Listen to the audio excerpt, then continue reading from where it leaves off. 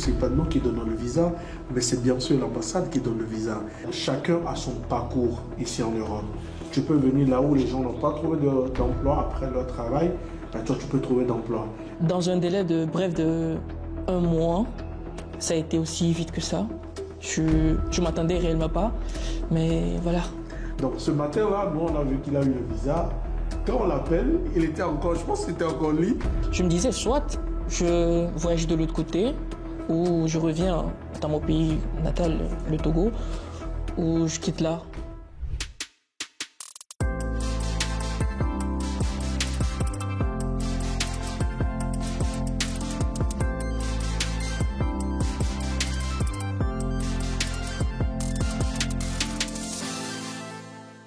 Vous avez reconnu le visa, c'est H. Belachan, directeur général du Global Voyage Agency.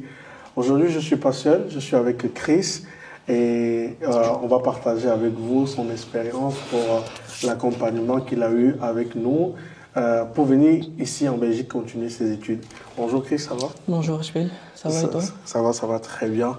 Alors je te laisse te présenter rapidement aux internautes et puis on va commencer. Moi c'est Christ, je suis étudiant en Belgique, je suis dans ma 2e année, étudiant en comptabilité, option fiscale et voilà. Et donc, du coup, tu vas nous dire comment tu as connu Global Voyage Agency d'abord? Par le biais de ma cousine qui me l'a présenté, Monsieur Ashbel. Voilà.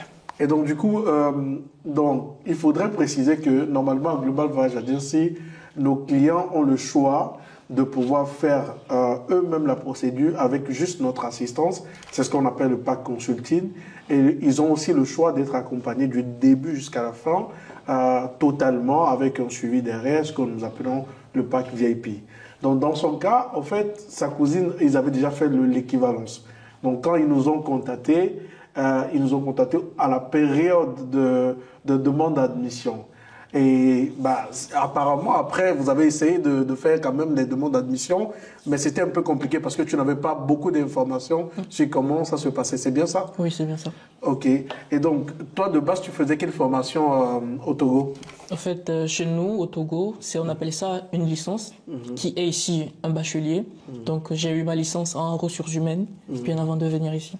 Donc, il avait eu sa licence en ressources humaines bien avant de nous contacter. Et quand il nous contacte, il veut continuer ses études dans le domaine des sciences économiques. C'est bien ça? Oui, c'est bien ça. Et donc, ici en Belgique.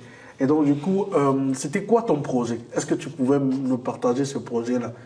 Après ta licence, tu voulais continuer dans le domaine des sciences économiques et de gestion. Mais vraiment, c'était quoi ton projet pour ici en Belgique? En fait, bien après ma licence en ressources humaines, comme on peut le dire ici en bachelier, j'avais l'idée de poursuivre un master. Et par après, j'ai eu écho comme quoi la fiscalité ici, ça paie beaucoup. Donc je me dis pourquoi pas, vu que ça fait partie de ma formation du passé, je me dis ouais, pourquoi pas me lancer et essayer d'aller au fond pour voir ce que ça peut donner. Il y a beaucoup qui disent qu'avant de choisir une formation, que ce soit en Belgique ou en Europe, il faut choisir des formations où c'est trop demandé. Moi, je dis toujours, choisis des formations qui te plaisent. Chacun a son parcours ici en Europe. Tu peux venir là où les gens n'ont pas trouvé d'emploi après leur travail, ben toi, tu peux trouver d'emploi. Et ça, c'est grâce à ta manière de t'intégrer. Je pense qu'on fera une vidéo plus tard pour pouvoir parler de l'intégration ici en Belgique. Sinon, je vous conseille d'aller suivre les vidéos de Dr Yvan Momo. Il en parle beaucoup sur sa chaîne, sur l'intégration ici en Belgique. Vous aurez des tips là-bas. Et donc, du coup, quand il nous contacte, ce qu'on n'a pas dit, nous faisons aussi un travail d'orientation. Donc, lui, il avait pour projet de venir faire un master, normalement, en ressources humaines, gestion des ressources humaines. Et donc, du coup, on analyse son dossier ensemble avec lui. Il faut dire qu'on avait souvent des réunions, parce qu'on travaille ensemble, c'est ça, non? Oui, c'est bien ça. Et donc, du coup, on analyse son parcours. Et on se rend compte que la Belgique a des exigences pour pouvoir obtenir une admission. C'est ce qui fait la différence aussi avec nous. Chez nous, à Global Voyage Agency, nous ne sommes pas là pour vous donner des admissions fictives. On s'assoit avec vous, on essaie de pouvoir comprendre votre parcours et de pouvoir discuter sur les axes voilà, d'obtention d'admission pour une formation qui vous convient. Et donc, du coup, quand on parlait, et donc, on se rend compte que par rapport à ton parcours, tu ne pouvais pas directement accéder à un master parce qu'il faudrait aussi le niveau de langue en anglais, le TOEFL que tu n'avais pas en ce moment-là. Et donc, du coup, je t'ai posé la question de savoir quels sont d'autres domaines qui te passionnaient. C'est ça?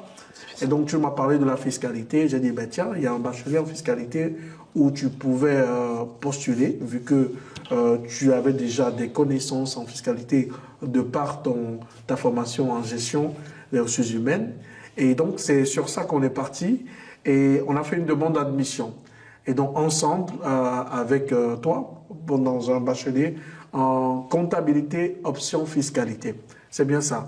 Et donc, comment s'est passée cette demande d'admission? Est-ce que tu as été satisfait de comment ensemble on est arrivé au choix de l'école et à la formation? Je pourrais dire que ça a été un peu chaud au début, un peu dans le temps, vu faire la demande à l'école, passer le visa et être sur le territoire. Mais dans un délai de 1 mois, ça a été aussi vite que ça. Je m'attendais réellement pas, mais voilà. Parce qu'il faut préciser que tu nous as contacté aussi très en retard. Je pense que c'était en avril ou mai que tu nous as contacté. Ouais. Et donc, du coup, vu qu'il y avait une possibilité pour obtenir une admission, on t'a présenté les délais limites. Parce qu'il faut rappeler qu'on a eu son admission en l'espace de 3 jours, c'est ça? Ouais. Et donc, du coup, après ces 3 jours-là, il était question, parce que l'admission qu'on avait, il faudrait être sur le territoire pour le 28 août au plus tard. C'est ça, si je me rappelle bien. Ouais. Il y a 2 ans, bien sûr. Ouais, 2 ans. Et donc, du coup, on a obtenu l'admission en mai, je pense vers le 23 mai par là. Fin mai par là. Et donc, du coup, on avait juin, juillet et août. Alors, il y a beaucoup de choses à faire. Il faut préciser que les Togolais, ils font leur demande d'admission en Côte d'Ivoire. Et donc, du coup, il faut préparer le dossier de visa et aussi se déplacer pour la Côte d'Ivoire, trouver un garant ensemble avec lui qui respecte les conditions. Et donc, ce qui fait qu'on avait un délai très limite. Mais est-ce que ce délai a été respecté? Est-ce que tu es satisfait de l'accompagnement? Qu'est-ce qui t'a marqué au fait dans cet accompagnement entre la période d'obtention d'admission et la période où tu as eu ton visa? De par les délais, je pourrais dire c'était des jours d'attente, pour pas dire des mois d'attente. Stressant. C'était stressant. Mais à la fin, j'ai par la suite eu mon visa et que j'ai dû voyager dans les plus brefs délais. C'était un truc qui s'est vite passé, comme un éclair. Je ne saurais réellement dire comment c'est dans les normes. Voilà. Je me rappelle encore lorsqu'il a obtenu son visa, parce que lorsque vous déposez votre visa, vous avez un numéro. Donc, lorsqu'il nous communique ce numéro-là, on essaie de faire le suivi avec eux. Et donc, régulièrement, nous, chaque jour, on essaie de pouvoir consulter le numéro de nos clients en ligne, parce que vous savez consulter le suivi de votre visa, vous savez le voir en ligne. Donc, ce matin-là, nous, on a vu qu'il a eu le visa. Quand on l'appelle, il était encore, je pense qu'il était encore au lit. Ouais, j'étais au lit. J'étais au lit. Je pense qu'il était midi, comme ça. Oui, midi, parce que apparemment, tu avais travaillé à la veille, c'est ça? Oui, j'avais travaillé à la veille. Donc, du coup, il s'est reposé encore. On lui a dit, tu as eu le visa. Il dit, what? Donc, il était étonné parce que vraiment, il faut dire que on était un peu limite. Parce que je pense que tu as eu ton visa 2 jours, 3 jours avant la date limite. Oui, avant la date limite. Et parce que la période de juillet-août, c'est des périodes un peu, je vais dire, d'affluence pour les études de dossier. Et si ton dossier vient à l'Office des étrangers, c'est encore plus compliqué parce qu'il y a le temps que l'Office des étrangers reçoive ton dossier, l'étudie et donne la réponse. Et donc, du coup, on se disait, il était tout le temps stressé, il nous appelait, mais on avait quand même en fait une assurance que, de par le dossier qu'on a fait ensemble avec lui, il devait obtenir son visa. Et donc, il est vrai qu'à un moment, on te suggérait de pouvoir écrire à l'office, voilà, je vais pas dire pour accélérer les choses, mais compte tenu de la date vraiment limite et des circonstances.